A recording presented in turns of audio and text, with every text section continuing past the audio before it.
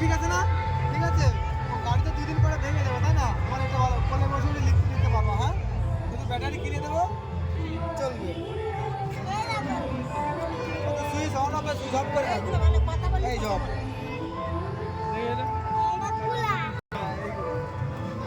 কি ভালো জেঠু, বাহ। কত নিল? কত নিয়েছে এটা? এটাতে কি করবা তুমি? হ্যাঁ, আচ্ছা আচ্ছা, খুব ভালো জিনিস তাই না?